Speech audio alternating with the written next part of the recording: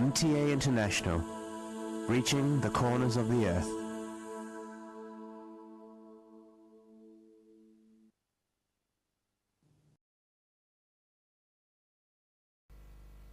صلی علی رسولنا صلی علی محمد صلی علی نبینا صلی علی محمد صلی علی کریمنا صلی علی محمد صلی علی حبیبنا صلی علی محمد صلی علی امامنا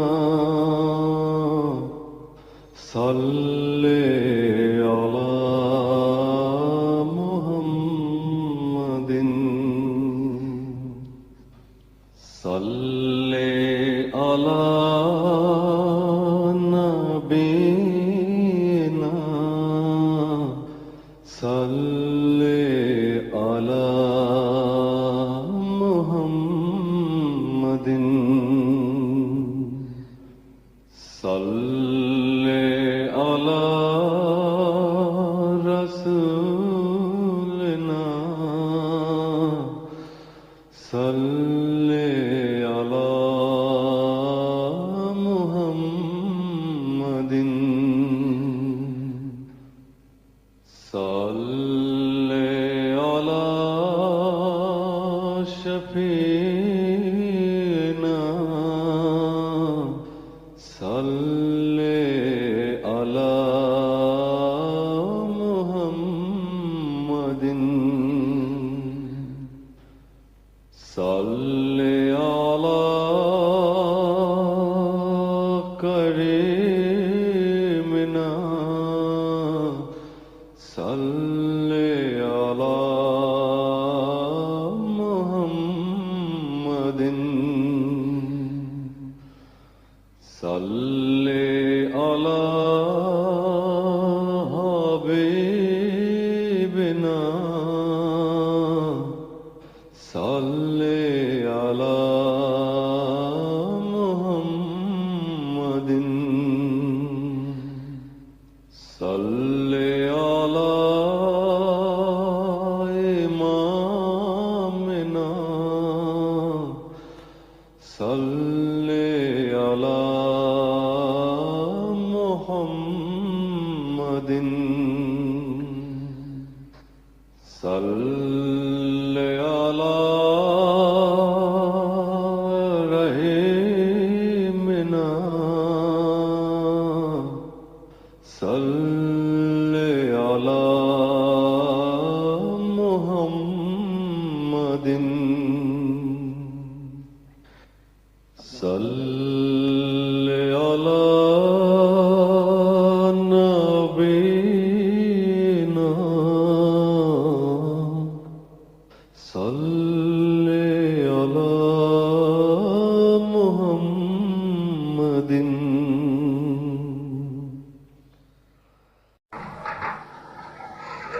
السلام علیکم ورحمۃ اللہ. اذان دے دیں.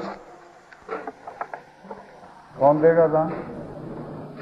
اللہ اکبر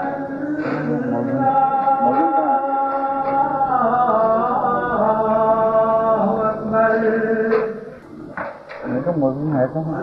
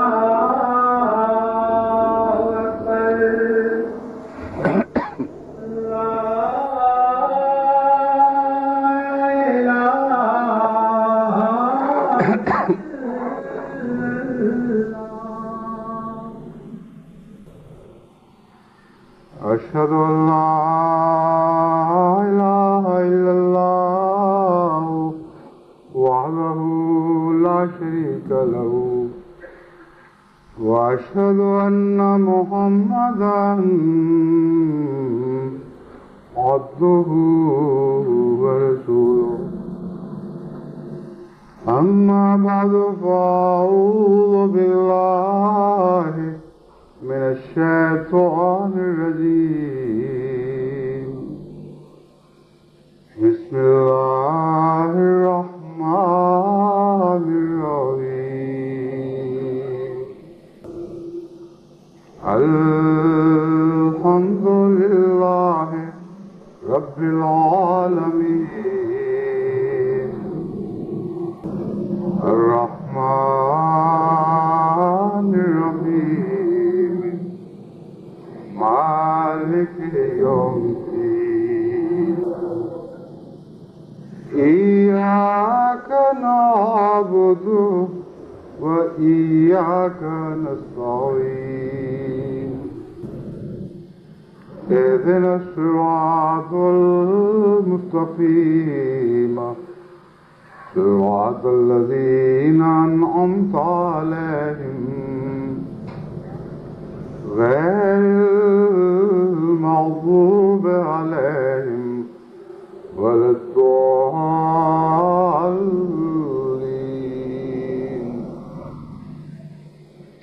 واعتصموا بحبل الله جميعا ولا تفرقوا واذكروا نعمة الله عليكم إذ كنتم أعداء فألف بين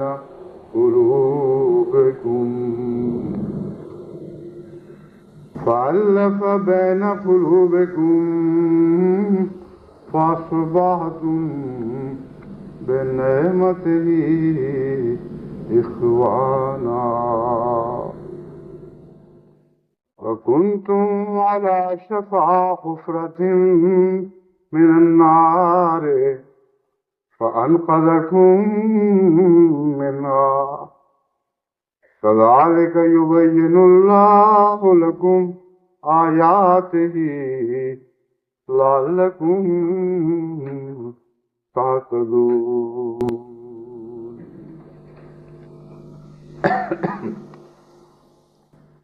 آج اللہ تعالیٰ کے فضل کے ساتھ مجلس خدا احمدیہ جرمنی کا 15واں سالانہ اجتماع منعقد ہو رہا ہے، اور آج کے جمعے ہی کے دوران اسی ذریعے سے ان کے اجتماع کا افتتاح ہوگا، یعنی افتتاح کی کسی الگ تقریب کی ضرورت نہیں، یہی جمعہ ان کے اجتماع کا افتتاح ہے۔ اس کے ساتھ کچھ اور دنیا کے ممالک میں بھی بعض مجالس یا بعض اجتماعات منعقد ہو رہے ہیں، ان کے نام بھی میں پڑھ کے سنا دیتا ہوں، ان کو بھی اپنی دعاؤں میں یاد رکھیں، اور جو آج کے پیغامات ہیں وہ سب کے لیے مشترک ہیں۔ مجلس مشاورت جماعت احمدیہ یو کے آج 27 مئی سے شروع ہو رہی ہے، 3 دن جاری رہے گی۔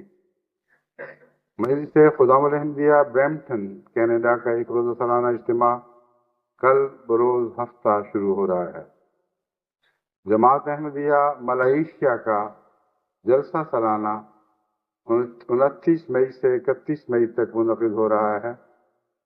اس علاقے کے قریبی ممالک سے بھی بہت سے نمائندگان اس میں شرکت کے لیے تشریف لائے ہیں۔ امریکہ کے ساؤتھ ریجن کی خدام، اطفال اور لجنہ کی ذیلی تنظیموں کے سالانہ اجتماع 28 اور 29 مئی بروز ہفتہ اور اتوار منعقد ہوں گے۔ جن آیات کریمہ کی میں نے بلکہ ایک ہی آیت ہے، وہ لمبی ہے اس لیے منہ سے غلطی سے آیات کا لفظ نکل گیا۔ جس آیت کریمہ کی میں نے تلاوت کی ہے یہ آل عمران کی آیت 104 ہے۔ اس کا ترجمہ یہ ہے کہ تم سب کے سب مضبوطی کے ساتھ اللہ کی رسی کو تھام لو اور باہمی منقسم نہ ہو، ایک دوسرے سے پھٹ کر الگ نہ ہو جاؤ۔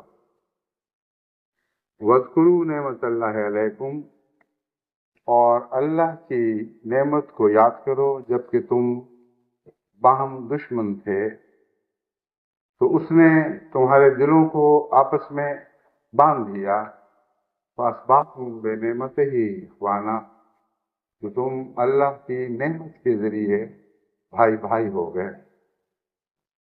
وَكُنْتُمْ عَلَى شَفَا حُفْرَةٍ مِّنَ النَّارِ، اور تم آگ کے گڑھے کے کنارے پر کھڑے تھے تو اس نے تمہیں اس میں گرنے سے بچا لیا۔ اسی طرح اللہ تعالیٰ اپنے نشانات کو کھول کھول کر بیان فرماتا ہے تاکہ تم ہدایت پاؤ۔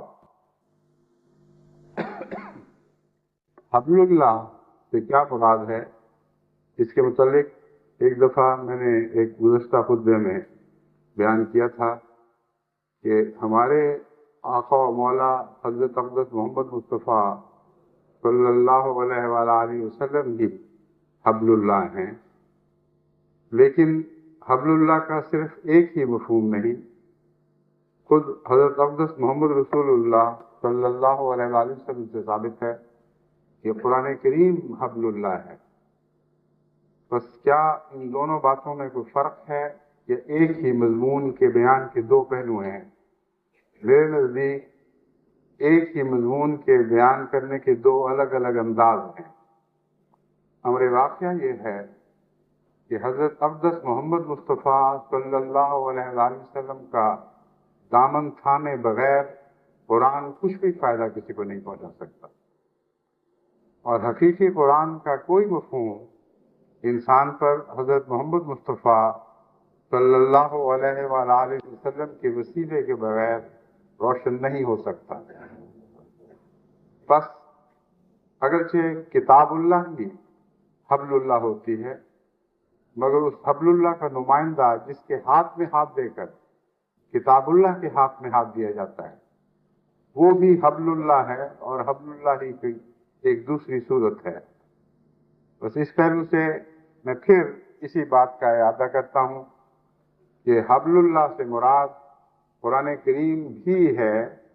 قرآن کریم اول طور پر ان معنوں میں کہ قرآن کے نزول سے ہی محمد مصطفیٰ کا وجود ظہور میں آتا ہے، اسی لیے کتابوں پر ایمان پہلے رکھا گیا ہے اور انبیاء پر ایمان اس کے بعد رکھا گیا ہے۔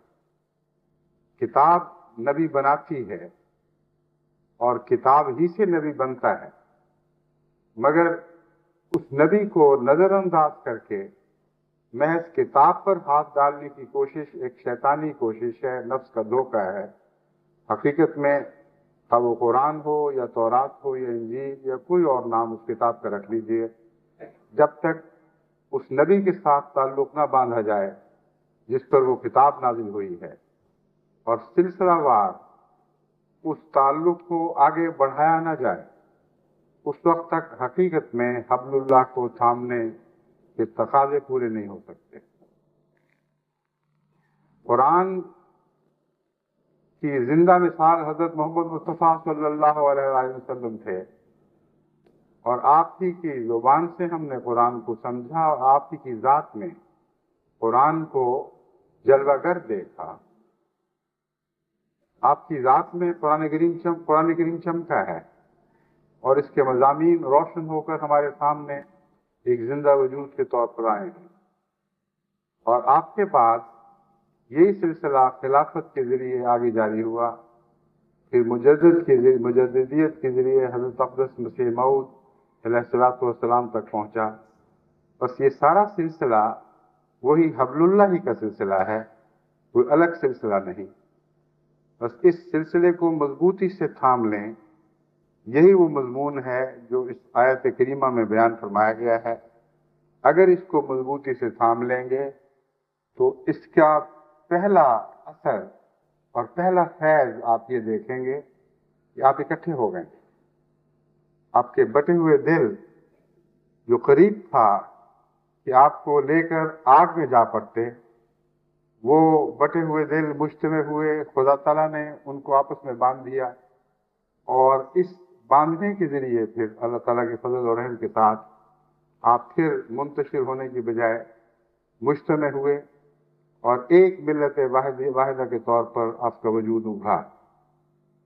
یہ ہے حبل اللہ کو مضبوطی سے تھامنا، اور اس کی ظاہری علامت جو دنیا میں دکھائی دینے لگتی ہے۔ قرآن کریم میں اللہ تعالیٰ نے لفظ نعمت کو استعمال فرمایا ہے، فَأَلَّفَ بَيْنَ قُلُوبِكُمْ فَأَصْبَحْتُمْ بِنِعْمَتِهِ إِخْوَانًا، تم اس کی نعمت کے ذریعے بھائی بھائی بنے ہو۔ نعمت سے جیسا کہ آپ قرآن کریم کے محاورے سے معلوم کر سکتے ہیں، اول مراد نبوت ہے، اور امر واقعہ یہ ہے کہ جب قومیں پھٹ جاتی ہیں تو نبوت کے فیض کے بغیر وہ دوبارہ اکٹھی نہیں ہوا کرتی۔ کوئی دنیا کی طاقت مذہبی لحاظ سے پھٹی ہوئی اور پھٹتی ہوئی قوموں کو دوبارہ ایک ہاتھ پر جمع نہیں کر سکتی سوائے نبوت کے۔ بس ان معنوں میں نبوت حبل اللہ ہے، شریعت میں کتاب اترتی ہے، مگر اس کتاب کے ساتھ تعلق نبوت کے ذریعے قائم ہوتا ہے، اور جب ایک دفعہ ایک ہاتھ پر جمع ہونے کے بعد پھر قومیں پھٹ جاتی ہیں تو پھر نبوت ہی کا فیض ہے جو ان کو دوبارہ اکٹھا کیا کرتا ہے۔ فَأَصْبَحْتُمْ بِنِعْمَتِهِ إِخْوَانًا میں یہ اہم پیغام ہے، اور آج جماعت احمدیہ اس پیغام کی ایک زندہ حقیقت بن کر منصہ شہود پر ابھری ہے، ایک زندہ ثبوت بن کر ظاہر ہوئی ہے۔ تمام دنیا میں دوسرے مسلمان فرقوں اور مذاہب کو دیکھ لیں، جب وہ ایک دفعہ پھٹنے شروع ہوئے تو پھٹتے چلے گئے، ان سے وحدت جاتی رہی، ایک ہاتھ پر وہ اکٹھے پھر نہ ہو سکے، نہ وہ ہاتھ آسمان سے اترا، نہ ان کو توفیق ملی کہ اس ہاتھ میں ہاتھ دے کر وہ پھر اکٹھے ہو جائیں۔ ان کے دل بٹے تو پھر بٹے ہی رہے، ان کی باہمی اناد اور زیادہ دشمنیوں میں تبدیل ہوتے ہیں، لیکن دشمنیوں نے محبت کا رخ پھر نہ تھا۔ ایک ایسی دردناک کہانی ہے جو تمام عالم میں اسی طرح آپ کو رسپاں ہوتی ہوئی دکھائی دے گی۔ آج صرف ایک جماعت احمدیہ ہے جو اللہ کے فضل و رحم کے ساتھ یہ اعلان عام کر سکتی ہے کہ کسی نے اگر حبل اللہ پر اکٹھے ہوتے ہوئے کسی کو دیکھنا ہو تو آئے اور جماعت احمدیہ کا مشاہدہ کرے۔ تمام دنیا میں 134 ممالک میں پچھلے سال تک تھا، اور اب یہ سلسلہ 140 ممالک تک پھیل چکا ہے۔ تو دنیا کے 140 ممالک میں مختلف مذاہب سے جو پہلے مختلف مذاہب سے تعلق رکھتے تھے وہ لوگ، مختلف زبانیں بولنے والے، مختلف رنگ و نسل سے تعلق رکھنے والے، مختلف سیاسی مملکتوں میں بسنے والے یا ان کے باشندے آج ایک ہاتھ پر اس طرح اکٹھے ہو گئے ہیں، ایک ملت واحدہ وجود میں آ گئی۔ اگر یہ اللہ کی نعمت کے ساتھ نہیں تھا تو کیسے ممکن؟ بس وہ خدا کی نعمت دوبارہ نبوت کے طور پر ہمیں اتری ہے، اور وہی محمدی نبوت ہے، وہی اللہ اور رسول کی محبت میں قائم ہونے والی جماعت ہے، جسے خدا تعالیٰ نے نبوت کی نعمت سے پھر نوازا ہے، جو دوبارہ ایک ہاتھ پر ایک اجتماع کی صورت میں اکٹھی ہو چکی ہے، ایک ہی ہاتھ پر اٹھتی ہے، ایک ہی ہاتھ پر بیٹھ جاتی ہے، ایک ہی اشارے سے حرکت میں آتی ہے، ایک ہی آواز پر لبیک کہتے ہیں۔ اگرچہ جواب دینے والوں کی زبانیں مختلف ہیں، ہو سکتا ہے وہ سینکڑوں زبانیں بول رہے ہوں، لیکن دل کی آواز وہی ہے کہ لبیک اللہم لبیک، اے ہمارے اللہ، تیرے نام پر جو آواز بلند ہوئی ہے، ہم اس کے جواب میں لبیک کہتے ہیں اور لبیک کہتے ہیں اور لبیک کہتے چلے جائیں گے۔ بس یہ وہ مضمون ہے امت واحدہ بنانے کا مضمون، جس کو قرآن کریم کی اس آیت کے حوالے سے میں آپ کو دوبارہ یاد دلاتا ہوں اور یہ بتاتا ہوں کہ قرآن کریم نے جو مثال دی ہے وہ ایک طرف اللہ کی نعمت کو ہم پر خوب کھول کر بیان کرنے والی ہے، دوسری طرف ہر قسم کے پیش آمدہ خطرات کو دکھانے والی ہے۔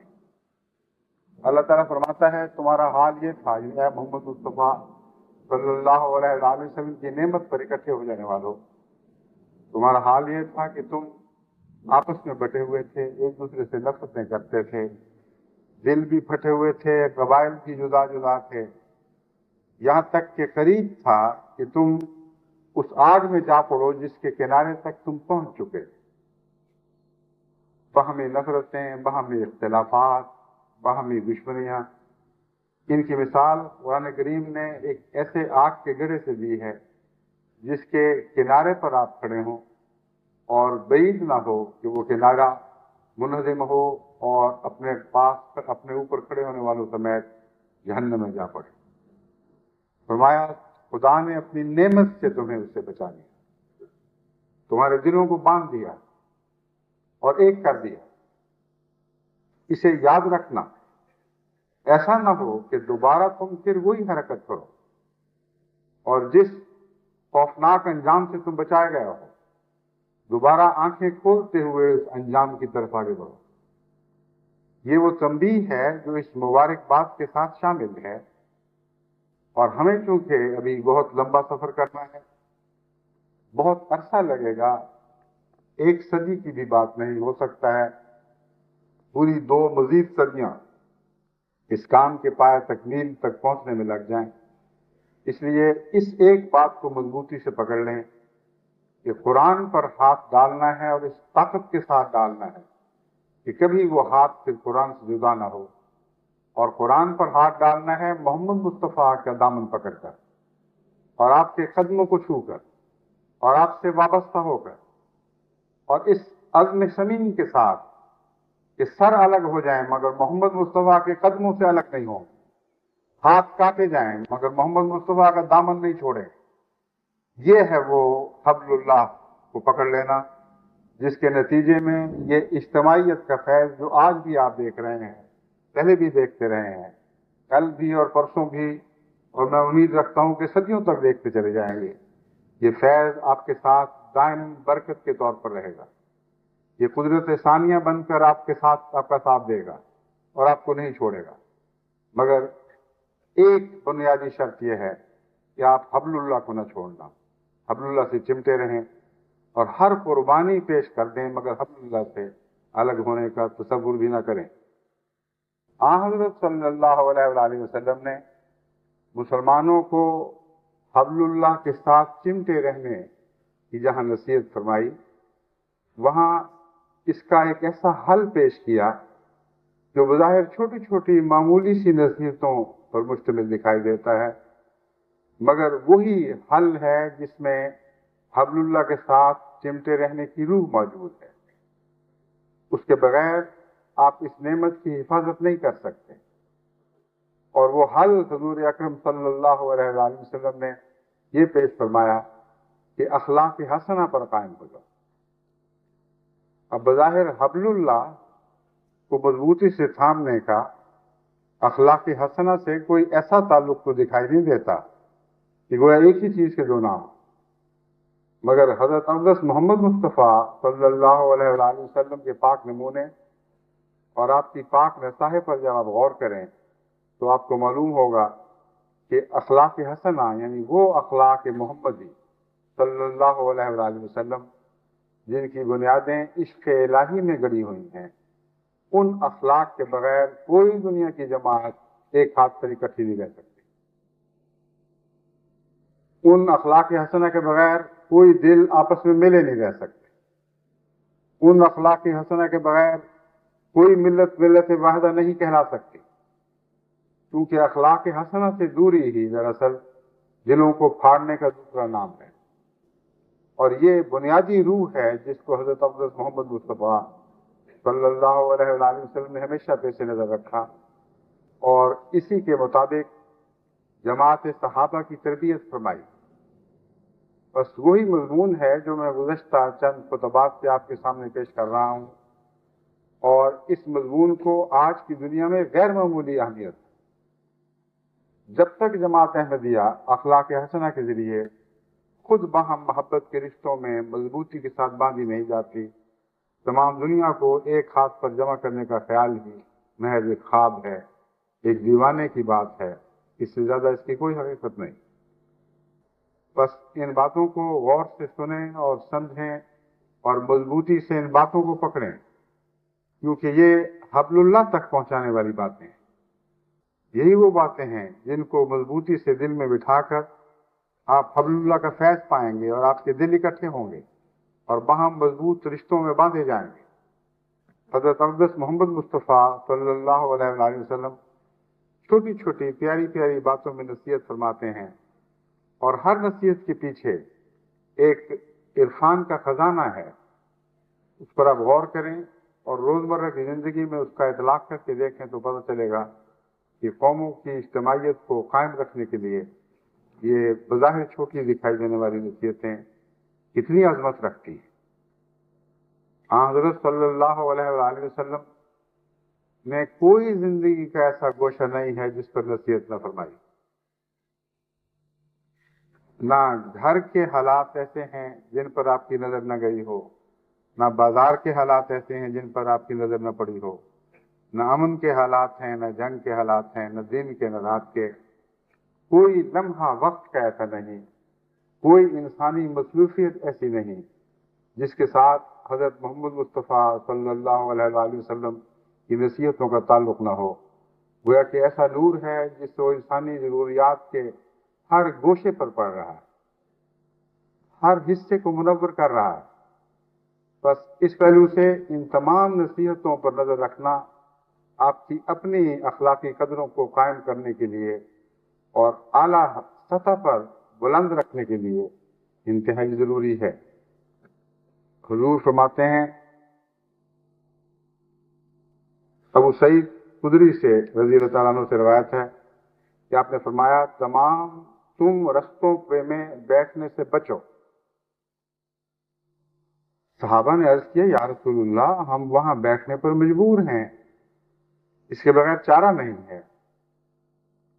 مراد یہ تھی کہ عمراء تو ایسے ہوتے ہوں گے جن کے پاس احاطے ہیں، بعض زمیندار ہیں جن کے پاس ڈیرے ہوتے ہیں، تو غریب لوگ بیچارے کہاں جائیں؟ ان کے لیے تو یہی ممکن ہے کہ بازار میں نکلیں، سڑکوں پر کسی جگہ بیٹھ رہے ہیں اور وہیں مجلس لگا لیں. تو انہوں نے ایک جائز عذر پیش کیا کہ یا رسول اللہ، ہم کیا کریں، پھر کہاں جائیں؟ ہمارے تو گھر بھی چھوٹے چھوٹے، ان میں بھی لوگوں کو نہیں بلا سکتے، تو مجلسیں کہاں کریں؟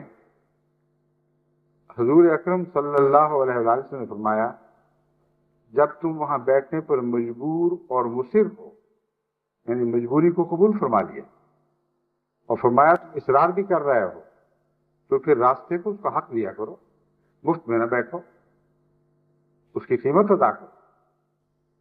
انہوں نے عرض کیا کہ راستے کا حق کیا ہے یا رسول اللہ؟ تو آپ نے فرمایا نظریں نیچی رکھنا، دکھ دینے سے بچنا، سلام کا جواب دینا، نیک بات کی تلقین کرنا اور بری بات سے روکنا۔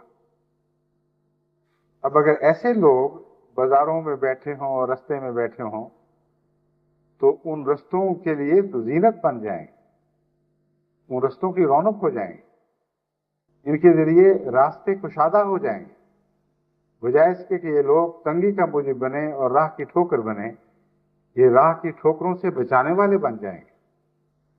بس جہاں بھی آپ جاتے ہیں، جس بازار میں بھی نکلتے ہیں، وہاں آن حضرت صلی اللہ علیہ وآلہ وسلم کی اس نصیحت کو پیش نظر رکھا کریں، اس طریقے سے جائیں کہ آپ کی ذات سے کسی کو دکھ نہ پہنچے، آپ کی نگاہیں ان جگہوں پہ نہ پڑیں جہاں نہیں پڑنی چاہیے، آپ سلام کا جواب دیں، اور ایک دوسری جگہ فرمایا افشوا السلام، سلام کو خود رواج دو۔ سلام کا جواب دینے کا جو یہاں ذکر فرمایا ہے اور سلام کرنے کی نصیحت نہیں فرمائی، اس میں ایک حکمت ہے، کیونکہ حضرت اقدس محمد مصطفیٰ صلی اللہ علیہ وآلہ وسلم نے جو آداب ہمیں سمجھائے ہیں، جو آداب سکھائے ہیں، ان کی روح سے چھوٹا جب بڑے کو دیکھتا ہے تو پہلے چھوٹا بڑے کو سلام کرے، اور چلنے والا بیٹھنے والے کو سلام کرے۔ یعنی بیٹھے رہنے والے کا کام نہیں ہے کہ وہ ہر چلتے پھرتے کو سلام کرتا جائے، بلکہ چلنے والا بیٹھے رہنے والے کو جو کسی جگہ بیٹھا ہو اس جگہ وہاں سے گزرتے ہوئے حق ادا کرے اور اس کو سلام کہے۔ بس آن حضور صلی اللہ علیہ وآلہ وسلم کی ذات میں کہیں ادنا سا بھی تضاد دکھائی نہیں دیتا، آپ کی نصیحتوں میں بھی کہیں آپس میں کوئی تصادم نہیں ہے۔ یہاں آن حضور صلی اللہ علیہ وآلہ وسلم نے یہ نہیں فرمایا کہ رستے کا حق ادا اس طرح کرو کہ جب تم بیٹھے ہو تو چلتے پھرتے لوگوں کو سلام کرتے چلو، سلام کرتے رہو۔ فرمایا سلام کا جواب دو، کیونکہ چلنے والوں کا کام ہے اور انہی کو نصیحت ہے کہ وہ جب کسی مجلس کے پاس سے گزریں تو اس کو سلام کہہ کر گزریں۔ نیک بات کی تلقین کرو، وہاں بیٹھ کر بےہودہ سرائی نہ کرو۔ بعض دفعہ بازاروں میں جو مجلسیں لگتی ہیں وہ مجلسیں ضروری نہیں کہ سڑک کے کنارے لگی ہوں، ہوٹلوں میں بھی لگتی ہیں، چائے کی دکانوں میں بھی لگتی ہیں، پنواڑیوں کی دکانوں پہ بھی لگتی ہیں، ان کے سامنے کھڑے ہو کر لوگ گپیں مار رہے ہوتے ہیں۔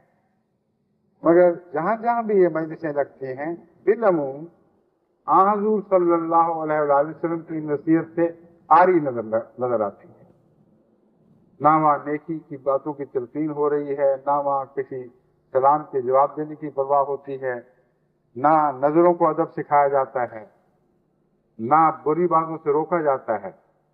بس یہ وہ اسلوب ہیں جن کو امت واحدہ جب اختیار کرتی ہے تو جمعیت میں مزید طاقت عطا ہوتی ہے، آپس کے رشتے پہلے سے بڑھ کر مضبوطی سے باندھے جاتے ہیں۔ بس ان نصیحتوں کو ہر بازار میں اپنے ساتھ اپنے ہل جان بنا کے ساتھ لے جایا کریں اور ان پر عمل کیا کریں۔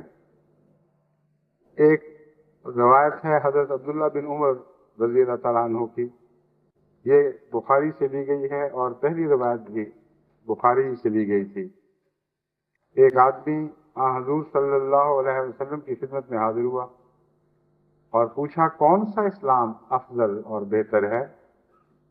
آپ نے فرمایا کھانا کھلانا اور ہر ملنے والے کو خواہ جان پہچان ہو یا نہ ہو سلام کہنا۔ حضور صلی اللہ علیہ وآلہ وسلم سے ایک ہی سوال جب مختلف وقتوں میں کیا جاتا تھا اور سوال کرنے والا ایک خاص کردار کا مالک ہوتا تھا، تو حضور صلی اللہ علیہ وآلہ وسلم اس ایک ہی سوال کے مختلف جواب دیا کرتے تھے۔ اس کا یہ مطلب نہیں کہ آپ کے کلام میں کوئی تضاد ہے، اس کا مطلب یہ ہے کہ پوچھنے والے کو اس کے موقع اور محل کے مطابق جواب دیا جائے۔ ایک ایسا آدمی آیا جو اپنی ماں سے حسن سلوک نہیں کرتا تھا یا اس کا حق ادا نہیں کرتا تھا، اس کو فرمایا کہ ماں کی خدمت سب سے بڑا جہاد. اور ایک اور موقع پر جہاد کی دوسری تعریف فرما دی. چنانچہ حسب حال نصیحت فرمانا بھی سنت ہے.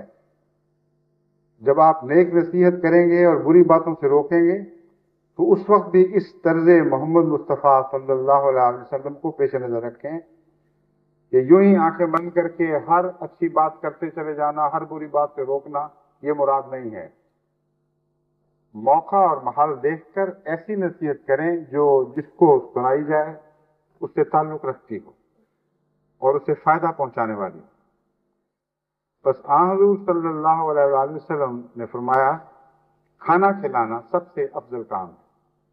حالانکہ بہت سی دوسری احادیث میں اور مختلف کام ہیں جو افضل بتائے گئے ہیں، اور ایک افضل کا مطلب یہ ہے جو سب سے اچھا ہو. تو پھر دوسرا افضل اس سے مختلف کیسے ہو سکتا ہے؟ یہ وہ سوال ہے جس کا میں آپ کو جواب سمجھا رہا ہوں. ہر شخص کے نقطۂ نگاہ سے اس کے حالات پر چسپاں ہونے والا افضل اپنے معنی بدلتا رہتا ہے. ہو سکتا ہے ایک ایسا شخص آپ کے پیش نظر ہو جو کنجوس ہو، جو مہمان نوازی میں کمزور ہو، تو اس کو یہ نصیحت فرمائی کہ سب سے افضل اسلام یہ ہے کہ لوگوں کو کھانا کھلایا کرو. اور پھر دوسری نصیحت یہ فرمائی کہ ہر ملنے والے کو خواہ جان پہچان نہ ہو سلام کہا کرو. یہ بھی میرے نزدیک اسی مزاج کے ساتھ تعلق رکھنے والی بات ہے. جو شخص فطرتاً خسیس ہو اور لوگوں تک اپنا فیض آگے بڑھ کر نہ پہنچائے، وہ بے وجہ ہر شخص کو سلام بھی نہیں کرتا.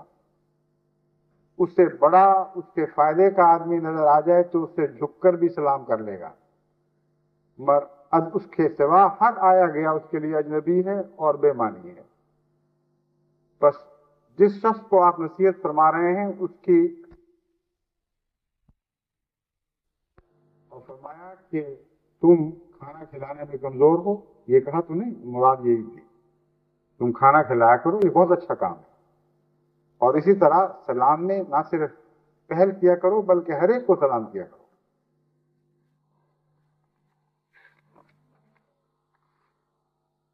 حضرت صلی اللہ علیہ وآلہ وسلم سے روایت ہے، یہ بھی بخاری سے ہی لی گئی ہے. حضرت ابن عمر فرماتے ہیں کہ حضرت صلی اللہ علیہ وآلہ وسلم نے فرمایا تم میں سے کوئی کسی دوسرے کو اس کی جگہ سے اس غرض سے نہ اٹھائے کہ تا وہ خود اس جگہ بیٹھے. وسعت قلبی سے کام لو اور کھل کر بیٹھو. چنانچہ ابن عمر کا طریق یہی تھا کہ جب کوئی آدمی آپ کو جگہ دینے کے لیے اپنی جگہ سے اٹھتا تو آپ اس کی جگہ پر نہ بیٹھتے. اس حدیث کے دو حصے ہیں. پہلا حصہ حدیث کہلاتا ہے، دوسرا حصہ اثر ہے. پہلے حصے میں حضرت صلی اللہ علیہ وآلہ وسلم کی نصیحت ہے. دوسرے میں صحابی نے جو نصیحت سنی اس سے اپنے لیے جو اس نے کردار چن لیا اور جو طریق اختیار کر لیا اس کا ذکر ہے. پہلا واجب التعمیل ہے، ہمارا فرض ہے کہ مینوان اس پر عمل کریں.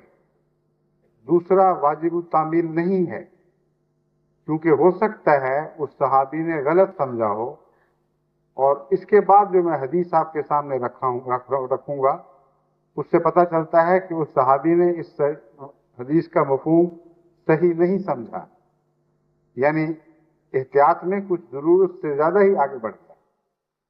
لیکن حضرت صلی اللہ علیہ وآلہ وسلم جنہوں نے نصیحت فرمائی ہے آپ اس نصیحت کا مضمون سب سے بہتر سمجھتے ہیں. اس لیے میں نے اس غلط فہمی کو دور کرنے کے لیے اس کے ساتھ ایک دوسری حدیث بھی رکھ دی ہے. پہلی حدیث کا میں جو پہلا حصہ ہے، یعنی جس کو میں حدیث کہتا ہوں، مراد یہ ہے کہ جب آپ کسی جگہ جاتے ہیں تو کسی کو یہ نہ کہیں کہ تم اٹھ جاؤ، خواہ وہ چھوٹا ہو یا بڑا ہو، مرتبے میں چھوٹا یا بڑا ہو یا عمر میں چھوٹا یا بڑا ہو. کسی کو یہ کہہ کر جگہ خالی کروانا کہ میں آیا ہوں تھوڑی سی جگہ خالی کر دو، یہ بدخلقی ہے. اور آن حضرت صلی اللہ علیہ وآلہ وسلم اخلاق کے جس بلند ترین مقام پر فائز تھے، آپ اسی مقام کی باتیں امت کو سکھا رہے ہیں۔ فرماتے ہیں مجھ سے اخلاق سیکھو، مجھ سے تعلق باندھا ہے، میں حبل اللہ ہوں، تم نے اللہ سے تعلق باندھنا ہے تو میرے وسیلے سے باندھو گے، اور یہ انداز ہیں وہ تعلق باندھنے کے کہ جیسے میں کرتا ہوں ویسا ہی تم کرو۔ چنانچہ حضرت صلی اللہ علیہ وآلہ وسلم نے کبھی کسی جگہ جانے پر کسی کو اشارتاً یا کنایتاً یا لفظاً اپنے مقام سے نہیں اٹھایا۔ یہاں یہ بات سمجھانی بھی ضروری ہے، بعض دفعہ لوگ منہ سے نہیں کہتے مگر انداز بتا رہا ہوتا ہے کہ جگہ خالی کرو۔ وہ دیکھتے اس طرح ہیں کہ اور تمہیں کیا چاہیے، میں آ گیا ہوں، اٹھو اور اپنی جگہ پیش کر دو۔ چاہے یہ زبان سے کہا جائے یا عمل سے کہا جائے، یہ دونوں چیزیں اس بلند اخلاق سے گری ہوئی ہیں جس پر حضرت اقدس محمد مصطفیٰ صلی اللہ علیہ وآلہ وسلم فائز تھے۔ مگر اس کا یہ مطلب نکالنا کہ اگر کوئی اپنی جگہ خالی کرے تو وہاں نہ بیٹھو، یہ درست نہیں ہے۔ اور یہ حصہ اثر ہے، یعنی صحابی کی بات ہے، حضرت صلی اللہ علیہ وآلہ وسلم کا طریق نہیں تھا۔ ابن عمر کا طریق لکھا ہوا ہے کہ جب کوئی آپ کو جگہ دینے کے لیے اٹھتا تھا تو آپ کہتے تھے نہیں، میں نہیں بیٹھوں گا وہاں۔ حضرت صلی اللہ علیہ وآلہ وسلم کا طریق کیا تھا؟ حضرت واصلہ بن خطاب سے روایت ہے کہ حضرت صلی اللہ علیہ وآلہ وسلم مسجد میں تشریف فرما تھے کہ ایک شخص حاضر ہوا، حضور علیہ السلام اسے جگہ دینے کے لیے اپنی جگہ سے خود ہٹ گئے۔ کیسے بلند اخلاق ہے! جہاں آنے والے کو نصیحت فرمائی ہے کہ تم نے اٹھانا نہیں ہے، وہاں یہ مطلب نہیں ہے کہ ہر بیٹھا رہنے والا تن کر بیٹھ رہے، کہ آنے والے کو نصیحت ہے کہ نہیں اٹھانا تو ہم کیوں اٹھیں اپنی جگہ سے۔ محمد رسول اللہ سے بڑھ کر اور کون معزز ہو سکتا تھا، ہو سکتا ہے یا ہو سکے گا؟ ایک ہی ہیں جو کائنات میں سب سے معزز اور ہمیشہ معزز رہیں گے۔ آپ کا اپنا دستور یہ تھا کہ مسجد میں تشریف فرما ہے، آنے والا آیا ہے تو اپنی جگہ سے کچھ سرک گئے تاکہ اس کے لیے جگہ بن جائے۔ وہ شخص کہنے لگا حضور جگہ بہت ہے، آپ کیوں تکلیف فرماتے ہیں؟ اس پر حضور نے فرمایا ایک مسلمان کا حق ہے کہ اس کے لیے اس کا بھائی سمٹ کر بیٹھے اور اسے جگہ دے۔ بس آنے والے کو اور نصیحت ہے، بیٹھنے والے کو اور نصیحت ہے، اور دونوں طرف کشنگ ہے۔ اگر کسی ایک سے بھی اخلاقی غلطی ہو تب بھی ٹھوکر نہیں لگے۔ دونوں طرف ایسی لذیذ چیزیں ہیں جو شوق پروف ہیں، صدمے کو ختم کرنے والے اخلاق ہیں۔ بس اگر ایک سے ٹھوکر لگنے کا خطرہ بھی ہو تو دوسرا اپنے اوپر اس کو اس نرمی سے لے لیتا ہے کہ اس سے کوئی نقصان نہیں پہنچتا۔ بس وہ جو دستور تھا ابن عمر کا، وہ ان کا اپنا ایک انداز تھا۔ رسول اللہ علیہ وسلم کی نصیحت سنی، ایسے حال میں سنی کہ دل میں اسی زور سے گڑ گئی کہ اس کو آپ وہم بھی نہیں کر سکتے تھے کہ اشارتاً یا کنایتاً بھی میں اس مضمون کے کسی پہلو پر عمل پیرا نہ ہو سکوں۔ بس اس بات کو مبالغے کی حد تک قبول کیا، اور جب کوئی آپ کے لیے جگہ خالی کرتا تھا آپ وہاں بیٹھنے سے انکار کر دیتے۔ یہی واقعہ محمد رسول اللہ صلی اللہ علیہ وسلم کے ساتھ بھی ہوا۔ آنے والے نے آپ کے ادب میں انکار کیا، آپ نے فرمایا نہیں، ہر مسلمان کو چاہیے کہ آنے والے کے لیے کچھ جگہ بنائے، کچھ سمٹے۔ یہاں ملاقاتیں جب ہوتی ہیں تو بعض دفعہ میں نے دیکھا ہے کرسیاں کم ہوتی ہیں، آنے والے زیادہ ہوتے ہیں، اور بعض دفعہ بچے بھی کرسیوں پہ ڈٹے بیٹھے رہتے ہیں، ان کے بڑے کھڑے ہیں اور ان کو پرواہ نہیں ہوتی۔ اور اس عمر میں اگر یہ نصیحت ان کو دل نشیں نہ کرائی گئی تو بڑے ہو کر وہ بد اخلاق لوگ بنیں گے۔ یہ درست ہے کہ ماں باپ کو خود بچوں کو یہ کہہ کر اٹھو اٹھو مجھے جگہ خالی کرو، ان کی عزت نفس کو کچلنا نہیں چاہیے۔ مگر جب دوسرے آتے ہیں اس وقت نصیحت کر کے ان کو سمجھانا چاہیے. اپنے لیے جگہ نہ مانگیں، دوسروں کو جگہ دینے کے لیے تو آمادہ کریں، یہاں تک کہ یہ ان کی فطرت ثانیہ بن جائے اور ہمارے سب بچوں کو یہ بنیادی محمد رسول اللہ کا خلق ایسا یاد ہو جائے کہ ان کی رگ و فہ میں سرایت کر جائے، ان کی فطرت ثانیہ بن جائے. ہر شخص آنے والا بھی محمد رسول اللہ کے خلق کا مظاہرہ کر رہا ہو اور بیٹھنے والا بھی محمد رسول اللہ کے خلق کا مظاہرہ کر رہا ہو. امر واقعہ یہ ہے کہ حدیث پر عمل کرتے ہوئے اور آپ کی سنت پر عمل کرتے ہوئے آپ کے ذہن میں جو نقشہ ابھرنا چاہیے وہ یہ ہے کہ حضرت محمد رسول اللہ صلی اللہ علیہ وآلہ وسلم وہ جسمانی طور پر ہم سے جدا ہو چکے ہیں، مگر آپ کی سیرت ہم سے کبھی جدا نہ، اور اس کائنات کے ہر جب کو آپ کی سیرت بھر دیں، ہر اندھیرے کو آپ کی سیرت کا نور روشنی میں تبدیل کر دیں. اور یہی ایک ذریعہ ہے جس سے زمانے کی تاریکیاں اجالوں میں تبدیل کی جائیں. اس کے بغیر اور کوئی راستہ نہیں. بس ان چھوٹی چھوٹی نصیحتوں کو معمولی نہ سمجھیں. انہی سے آپ نے کائنات میں رنگ بھرنے ہیں، خوشبوئیں عطا کرنی ہیں. محمد مصطفیٰ صلی اللہ علیہ وآلہ وسلم کا حسن ہے جس نے در حقیقت اس کائنات کے بدصورت چہروں کو لازوال حسن میں تبدیل کر دینا ہے. حضرت صلی اللہ علیہ وآلہ وسلم سے حضرت ابو ہریرہ روایت کرتے ہیں کہ آپ نے فرمایا، میری سنت میں یہ بات بھی شامل ہے کہ میزبان اعزاز و تکریم کے ارادے سے مہمان کے ساتھ گھر کے دروازے تک الوداع کہنے آئے. اب حضرت صلی اللہ علیہ وآلہ وسلم کا ایک غلام اس نیت سے اس عادت کو اپناتا ہے تو اس کو پتہ بھی نہیں کہ اس چھوٹی سی بات کا بعض دفعہ دوسروں پر کتنا گہرا اثر پڑتا ہے. مختلف مہمان تشریف لاتے ہیں، یعنی باہر سے جب ملنے کے لیے مختلف ملکوں سے، تو جہاں تک توفیق ہے میں حضرت صلی اللہ علیہ وسلم کی اس نصیحت پر عمل کرتا ہوں. اگر بعض دوسرے مہمانوں کی مجبوریوں سے، کیونکہ ان کے آپس کے بھی حق ہوتے ہیں، میں باہر تک نہ جا سکوں تو کم سے کم دفتر کے دروازے تک آ کر ان کو رخصت کرتا ہوں.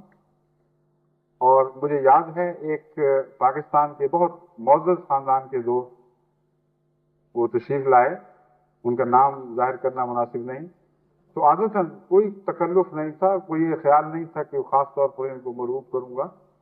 جیسے عادت تھی ان کو باہر تک کار کے دروازے تک چھوڑنے گیا تو وہاں سے پتہ چلا ایک احمدی نے لکھا کہ وہ تو جگہ جگہ ہر مجلس میں یہی تذکرے کر رہے ہیں کہ حیرت انگیز اخلاق ہے. اور میں اپنی جگہ شرمندہ بھی ہوا اور میں نے سوچا کہ اتنی معمولی سی بات جو میرا خلق ہے ہی نہیں، یہ تو میرے آقا و مولا محمد رسول اللہ کا خلق تھا، میں نے تو عاریۃً مانگا ہوا تھا اور میری نیکی کا اس میں کوئی بھی دخل نہیں. یہ وہ خلق ہے جو ایک خلق ایک موقع پر ایک چھوٹے سے اظہار میں دلوں کو جیت لینے والا ثابت ہوا ہے. روزمرہ کی زندگی میں آپ اس خلق کو اپنائیں تو دیکھیں کتنے دل جیتے جائیں گے. لیکن خلق ایک نہیں، ہزارہا خلق زندگی کے ہر شعبے سے تعلق رکھنے والے اخلاق ہیں جو محمد مصطفیٰ صلی اللہ علیہ وآلہ وسلم کے فیض عام نے ہم تک پہنچائے اور ایک سمندر فیوز کا جاری فرما دیا ہے. ان اخلاق کو اپنی زندگیوں میں اپنا لیں، پھر دیکھیں آپ کے اندر کتنی عظیم انقلابی طاقتیں پیدا ہو جاتی ہیں.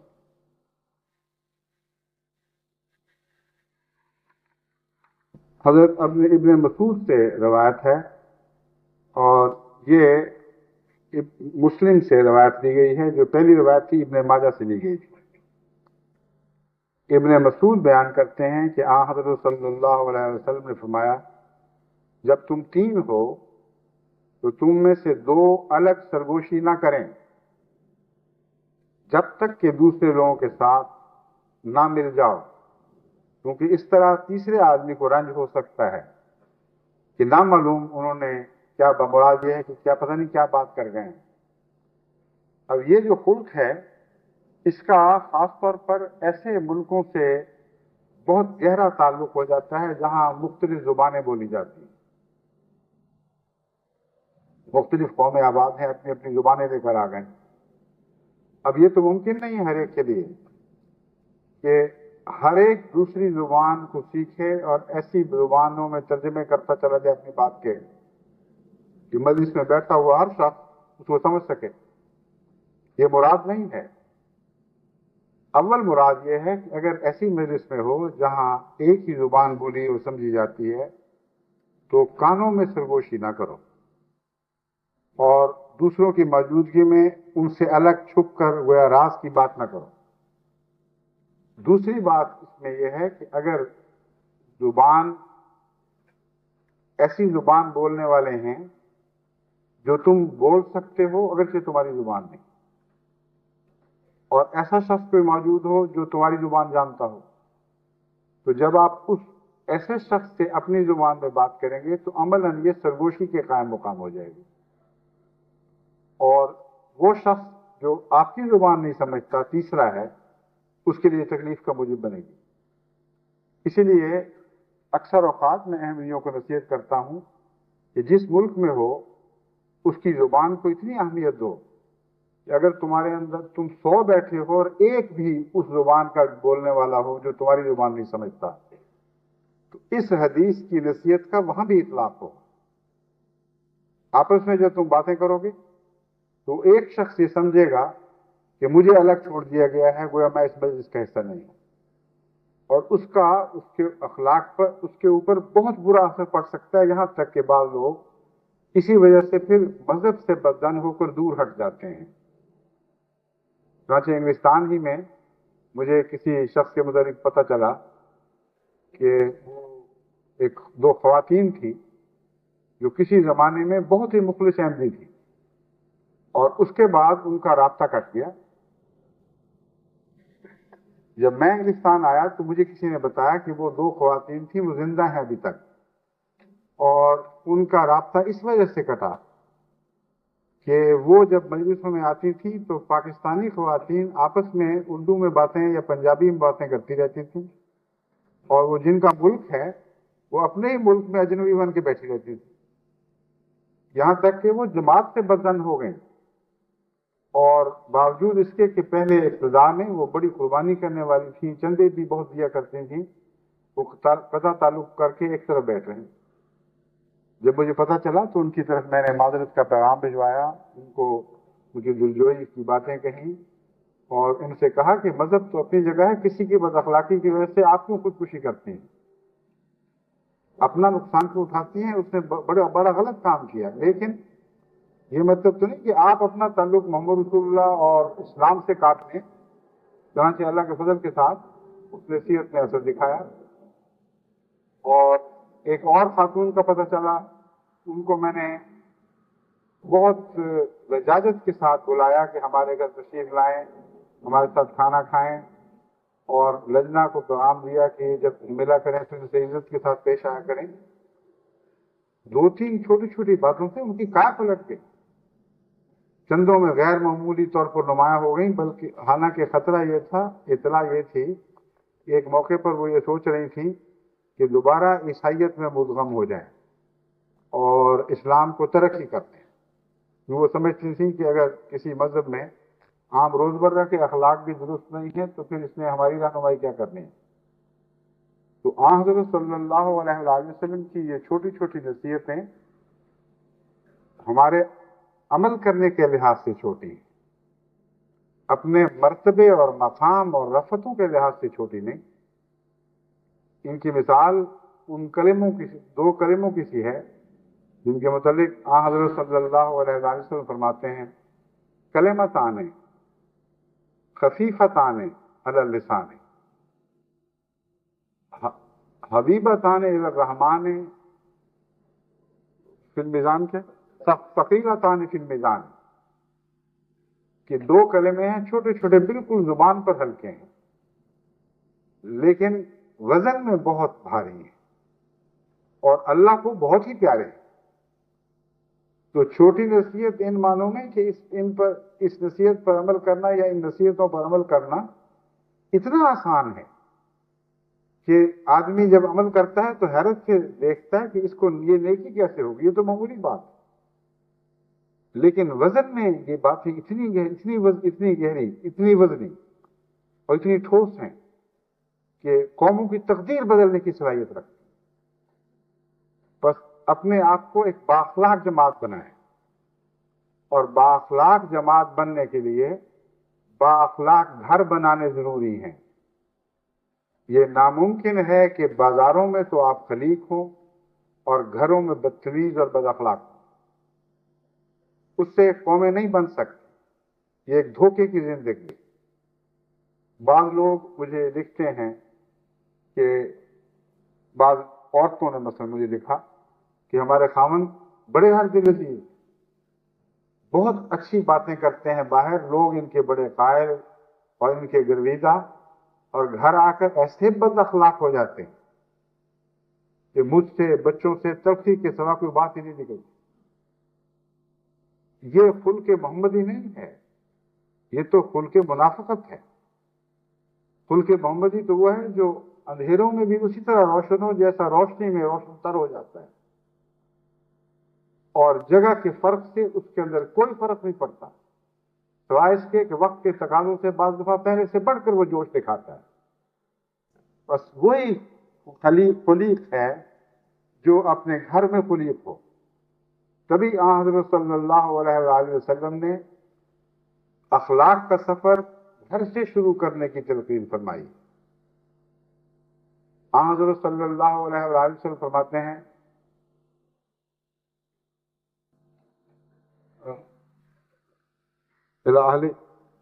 حدیث خیرکم خیرکم لأہلہ، تم میں سے بہترین وہ ہے جو اپنے گھر والوں کے لیے بہترین ہو، وَأَنَا خَيْرُكُمْ لِأَهْلِهِ، اور میں تم سب سے زیادہ اپنے گھر والوں کے لیے بہترین ہوں۔ حضرت صلی اللہ علیہ وآلہ وسلم کی خیر کا سفر گھر سے شروع ہوتا ہے، لیکن گھر پر ختم نہیں ہو جاتا، گھر سے شروع ہوتا ہے اور بازاروں میں پھرتا ہے، دوسروں کے گھروں تک فیض پہنچاتا ہے، تمام عالم آپ سے فیضیاب ہو جاتا ہے۔ بس اپنے گھروں میں اپنے اخلاق درست کریں تو پھر آپ حقیقت میں سچے طور پر خلیق کہلا سکتے ہیں، با اخلاق انسان کہلا سکتے ہیں، اور اس کے بغیر آپ دنیا میں تبدیلی نہیں کر سکتے۔ میں نے پہلے بھی اس طرف توجہ دلائی تھی کہ گھر میں بد اخلاقی کے بہت سے ایسے بد نتائج نکلتے ہیں جو نسلوں کو تباہ کر سکتے ہیں۔ باہر کی بد اخلاقی وقتی طور پر آپ کو نقصان پہنچا سکتی ہے، آپ کے دین کو کچھ نقصان پہنچا سکتی ہے، لیکن بات آئی گئی ہو گئی۔ لیکن جو بد اخلاقی آپ گھر میں کرتے ہیں، وہاں اپنی نسلوں کو بد اخلاق بنا رہے ہیں، ایسی نسلیں پیچھے چھوڑ کر جا رہے ہوتے ہیں جو سارے ماحول میں بدخلقیوں کے زہر گھلا دیتے ہیں، اور پھر نسل بعد نسل آج آپ کی بد اخلاقی کو آگے چلاتی چلی جاتی ہے، کیونکہ بدخلق ماں باپ کے بچے بسا اوقات الا ماشاءاللہ سب کے سب بدخلق نکلتے ہیں۔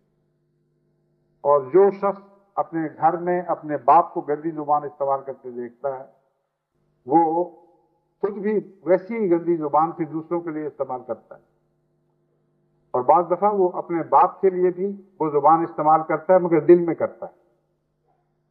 بہت سے ایسے نفسیاتی مریض میرے پاس آئے ہیں جنہوں نے مثلا ابھی کچھ عرصہ پہلے انگلستان میں ایک غیر مسلم خاتون تھی، بہت شدید نفسیاتی مرض میں مبتلا تھی، میرے پاس تشریف لائیں کہ میں تو سب ڈاکٹروں کے پاس پھر چکی ہوں، میرا کوئی علاج نہیں، اور میرا دل چاہتا میں خودکشی کر کے اپنے آپ کو ختم کر لوں۔ میں نے کہا کیا بیماری ہے آپ کو؟ کہ بڑے برے برے خیالات دل سے اٹھتے ہیں۔ ان کی طرف سے میں سمجھا کہ برے خیال سے کوئی اور مراد ہے۔ میں نے کہا خدا تعالیٰ کے متعلق آپ بد زبانی کرتی ہیں دل میں؟ تو انہوں نے کہا ہاں یہی بات ہے، آپ نے بالکل بات صحیح پکڑی ہے۔ میں نے کہا کیا اس سے پہلے آپ اپنے ماں باپ یا خاوند کے خلاف ایسے ہی جذبات رکھتی تھیں اور ان کو دبا لیا کرتی تھیں؟ ان کا چہرہ اس طرح کھل گیا جیسے میں ان کے راز دل کے پڑھ کر ان کو کتاب پڑھ کر جس طرح سنائی جاتی ہے وہ سنا رہا ہوں. انہوں نے کہا یہی تو بات ہے جو کسی کو پتہ نہیں چلتی. بالکل اسی طرح واقعہ ہوا. میں نے کہا اس پر آپ نے اس کو دبایا اور آپ خوف زدہ ہوئیں اور آپ نے کہا دیکھو میرے باپ کا مقام کیا ہے اور میں اس کے متعلق کیا لفظ سوچ رہی ہوں, اور ڈر گئیں. اور پھر ایک خوف دوسرے خوف میں تبدیل ہونے لگا. پھر آپ کو اسی سوچ میں خیال آیا کہ اگر میں اللہ کے متعلق ایسا کلمہ کہہ دوں تو پھر کیا ہوگا. تو یہ آپ کا خوف ہے جو آپ کو ڈرا رہا ہے, وہ بڑی خدا کے متعلق آپ کے دل سے پوچھ نہیں رہی. اس لیے آپ اس بات کو بھول جائیں کہ آپ گناہگار ہیں. اصل میں اس گناہ کی جو گناہ ہے آغاز ہے وہ نیکی سے شروع ہو رہا ہے, اور خوف زدہ ہو کر آپ کو پتہ نہیں کہ آپ کیا حرکت کر رہے ہیں اور کس دباؤ کے نیچے ہیں. ان کو میں نے پیار سے سمجھایا اور میں نے کہا کہ آپ مسلمان تو نہیں, لیکن حضرت صلی اللہ علیہ وآلہ وسلم کی ایک نصیحت ہے جو شاید آپ کے دل کو تسلی دے سکے. آپ نے فرمایا میری امت کے ان خیالات کے گناہ اٹھا دیے گئے ہیں جو مجبوراً ان کے دل میں پیدا ہوتے ہیں مگر ان پر عمل کرنے کا کوئی ارادہ نہیں ہوتا, بے اختیاری کی بات ہے. میں نے کہا دیکھو ہمارے آقا و مولا محمد مصطفیٰ صلی اللہ علیہ وسلم نے 1400 سال پہلے ایسے تمام نفسیاتی مریضوں کا علاج بھی بیان فرما دیا, اس کا حل پیش کر دیا. وہ میری باتیں سن کر ان کو اطمینان نصیب ہوا کہ انہوں نے کہا کہ آج تک نہ کبھی کسی ڈاکٹر سے یہ بات مجھے ملی, نہ کسی اور بزرگ سے یہ بات سمجھ آئی. آج پہلی دفعہ میرے دل کو ٹھنڈ پڑی ہے, ورنہ میرا دل چاہتا تھا کہ میں خودکشی کر کے مر جاؤں, اور بین ہی یہی بات. بس حضرت اقدس محمد مصطفیٰ صلی اللہ علیہ وآلہ وسلم کی نصیحت زندگی کے ہر حصے پر چھائی ہوئی, ہر نفسیاتی بیماری سے تعلق رکھتی ہے. اور جیسا کہ میں نے بیان کیا ہے ان باتوں میں بھی جو دلوں میں پوشیدہ ہیں محمد رسول اللہ صلی اللہ علیہ وسلم پہلے ہی جواب دے رہے ہیں. گویا تمام دنیا میں لوگوں کے دلوں پر نظر ہے, حالانکہ عالم الغیب نہیں, مگر عالم الغیب سے ایسا گہرا تعلق ہے کہ اس سے ایک روشنی پائی ہے, اور وہ روشنی تمام دنیا کے دلوں تک سرایت کر جاتی ہے. بس حضور اکرم صلی اللہ علیہ وآلہ وسلم کی نصیحتوں کو بڑی مضبوطی سے تھام لیں, یہی حبل اللہ حقیقت ہے. اسے پکڑ لیں تو پھر آپ کبھی منتشر نہیں ہوں گے. فرماتے ہیں دیکھو جب تیسرا آدمی نہ ہو, جب تیسرا آدمی بیٹھا ہو تو ایسی زبان میں بات نہ کیا کرو جس سے اس کے لیے ٹھوکر کا سامان, وہ سمجھے کہ مجھے الگ کر دیا گیا ہے اور دل میں رنجش محسوس کرے. حضور صلی اللہ علیہ وآلہ وسلم نے ایک موقع پر فرمایا, یہ حضرت ابو ذر کی روایت ہے, مسلم کتاب البر سے لی گئی ہے, کہ معمولی نیکی کو بھی حقیر نہ سمجھو. نیکی ہوتی ہے چاہے چھوڑی ہی ہو.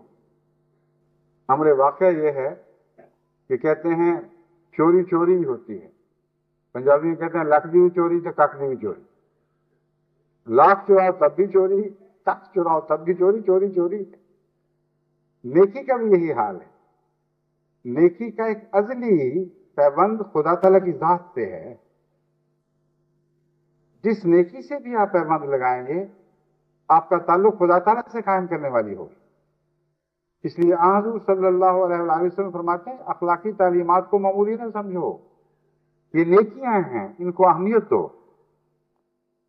یہاں تک فرمایا اپنے بھائی سے خندہ پیشانی سے پیش آنا بھی تو ایک نیکی ہے, اور کچھ نہیں ہوتا تو ہنس کر بات کر لیا کرو.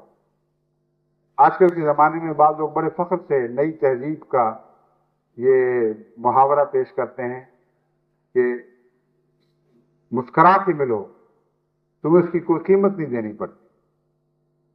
آج سے 1400 سال پہلے حضرت محمد مصطفیٰ صلی اللہ علیہ وآلہ وسلم ہمیں یہ نصیحت فرما چکے ہیں کہ خندہ پیشانی سے ہی پیش آ جاؤ.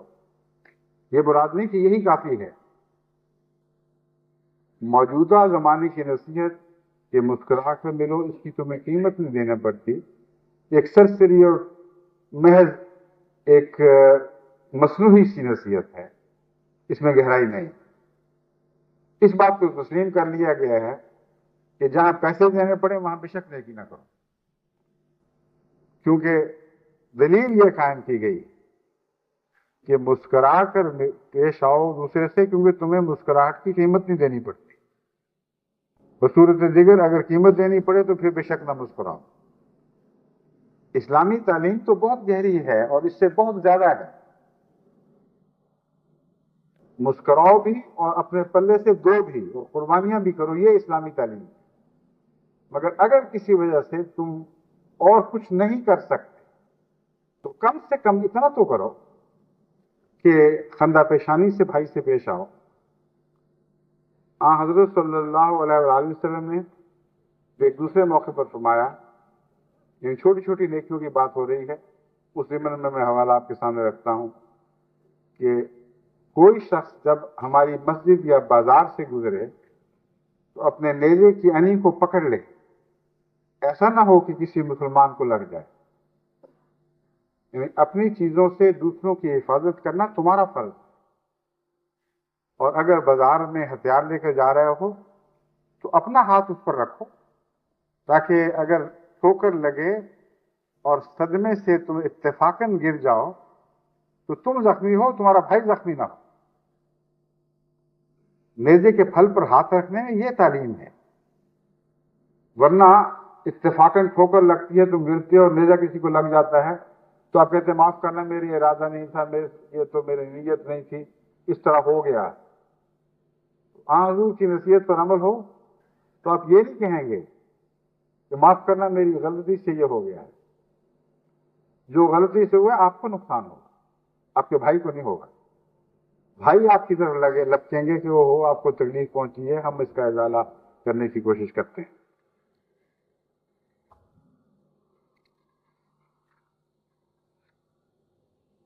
حضرت صلی اللہ علیہ وسلم نے ایک مرتبہ ایک موقع پر فرمایا، اور یہ حدیث بھی ابو ذر کی مسلم سے لی گئی ہے، کہ میں نے ایک آدمی کو دیکھا، یہ کشفی نظارہ ہے جس کا بیان ہے، جو جنت میں پھر رہا تھا۔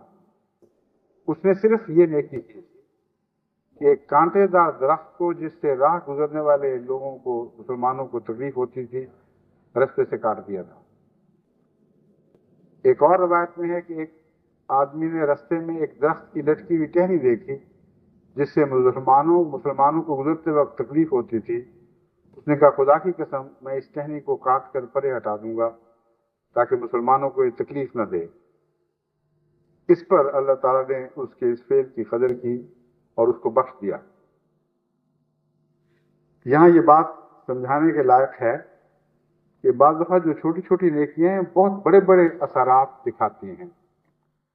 ایک دفعہ ایک مریض میرے پاس تشریف لائے، ان کی ایک آنکھ بینائی سے جاتی رہی تھی اور خطرہ تھا کہ دوسری آنکھ بھی نکالنی پڑے گی، اور وہ رستہ چلتے کسی شاخ سے آنکھ ٹکرانے کے نتیجے میں بیماری شروع ہوئی تھی۔ کوئی تیز سا پتہ تھا جو تیزی میں چلتے چلتے آنکھ پہ لگا ہے اور تراش گیا ہے، اور جب ایک آنکھ ضائع ہو تو بعض دفعہ سمپیتھیٹیکلی کہا جاتا ہے کہ گویا اس کی ہمدردی میں دوسری آنکھ بھی جواب دے جاتی۔ تو ایسا ہی کیس تھا۔ بس ہے تو چھوٹی سی نیکی، لیکن اس کے اثرات بہت بڑے ہو جاتے ہیں اور بڑے پھیل جاتے ہیں۔ ایک چھوٹے سے فعل سے آپ بنی نوع انسان کو کئی قسم کی مصیبتوں سے بچا لیتے ہیں۔ اللہ تعالیٰ نے حضرت فرماتے ہیں اسے معاف فرما دیا۔ اس کا یہ مطلب نہیں ہے کہ اس کے بعد وہ بدیاں کرتا رہا اور پھر بھی معاف رہا۔ اس مضمون کو ہمیشہ صحیح صورت میں سمجھنا چاہیے۔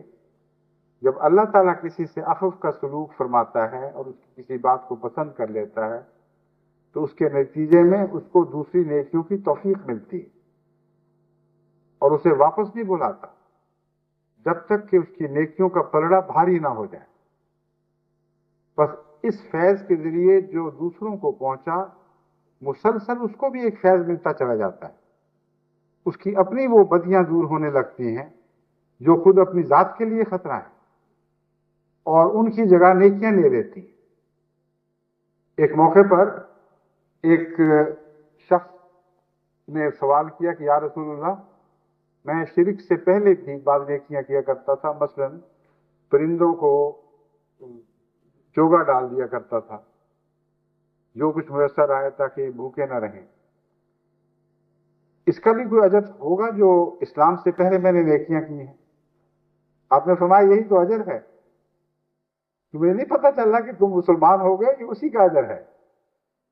تو یہ معنی ہے مغفرت کے کہ ایک نیکی کئی بدیوں سے روکتی ہے اور نئی نیکیوں کو جنم دے جاتی ہے۔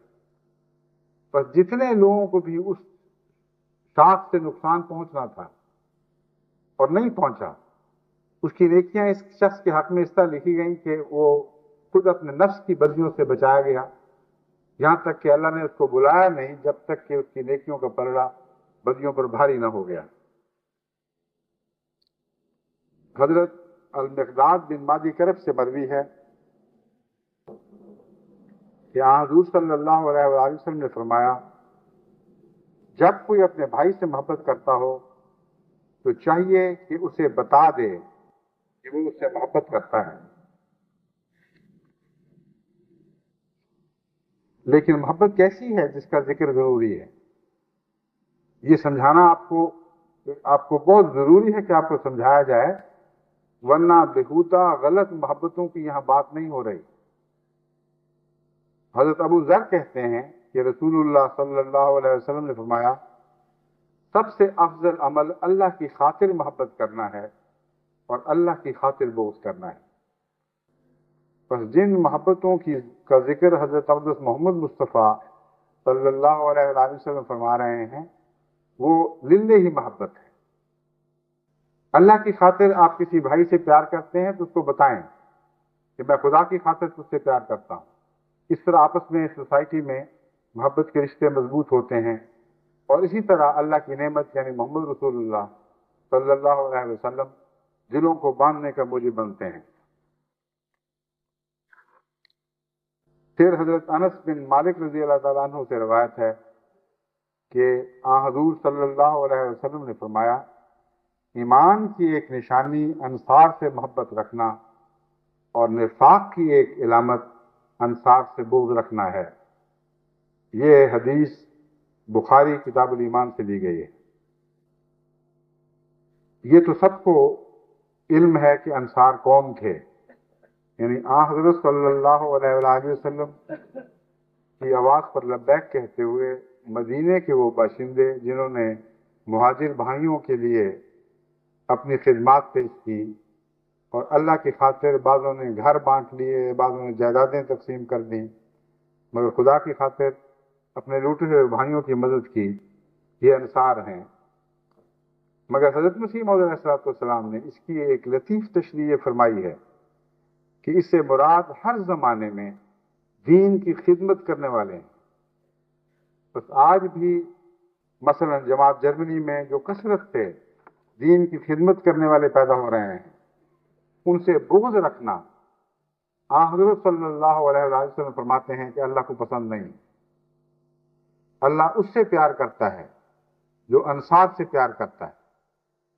بس اس طرح اگر اس انصار کی تعریف کو وسیع کر دیا جائے تو ہر خدمت دین کرنے والا اپنے ارد گرد اپنے محبوں کی ایک جماعت پیدا کرتا چلا جائے گا، اور اس کے نتیجے میں نیکی کی قدر ہوگی اور نیکی کو اہمیت ملے گی، اور نیکی کے نتیجے میں لوگ محبوب ہوا کریں گے۔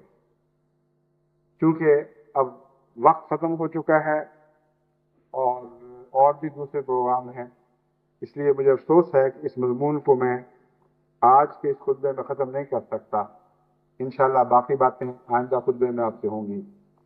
میں صرف ایک نصیحت کے بعد اب آپ سے اجازت چاہوں گا کہ اس وقت جو خصوصیت کے ساتھ نصرت کے محتاج ہیں، فی سبیل اللہ، جن کی خدمت کرنا آج جماعت جرمنی پر اور اہل یورپ پر خصوصیت سے فرض ہے، وہ اپنے بوسنین بھائیوں کی خدمت ہے۔ یہ محض للہ ستائے گئے ہیں، ان کا اور کوئی قصور نہیں تھا سوائے اس کے کہ یہ اسلام سے وابستہ تھے، اور جن طاقتوں نے بھی یہ فیصلہ کیا، بہت بڑا ظلم کیا، کہ یورپ کے دل میں ہم ایک اسلامی حکومت نہیں بننے دیں گے، اگرچہ ان کو خود اسلام کا علم نہیں تھا، مگر مارے اسلام کے نام پر گئے، کاٹے اسی لیے گئے کہ انہوں نے حضرت محمد مصطفیٰ صلی اللہ علیہ وسلم کے دامن کو تھاما ہوا تھا اور کسی قیمت پر اس سے علیحدہ ہونے پر آمادہ نہیں۔ بس یہ انصار ہیں آج جن کے ساتھ آپ کو سب سے زیادہ محبت کا سلوک کرنا چاہیے۔ اگر ایسا کریں گے تو حضرت صلی اللہ علیہ وسلم آپ کو خوشخبری دیتے ہیں کہ اللہ آپ سے محبت کرنے لگے گا۔ خدا کرے کہ آپ بنی نوع انسان سے اللہ کی خاطر محبت کریں اور اللہ بنی نوع انسان کی خاطر آپ سے محبت کرنے لگے۔ خدا کرے کہ ایسا ہی ہو۔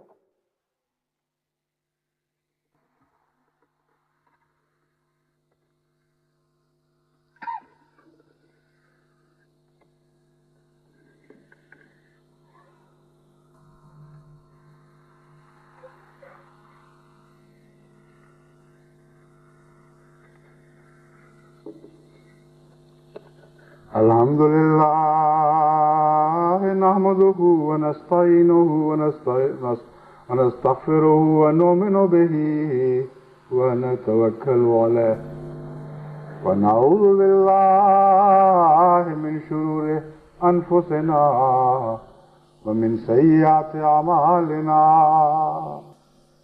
من يهده الله فلا مضل له ومن يضلله فلا هادي له ونشهد أن لا إله إلا الله وحده لا شريك له ونشهد أن محمدا عبده ورسوله عباد الله رحمكم الله إن الله يأمر بالعدل والإحسان وإيتاء ذي القربى وينهى عن الفحشاء والمنكر والبغي يعظكم لعلكم تذكرون اذكروا الله يذكركم وادعوه يستجب لكم ولذكر الله أكبر. ما كان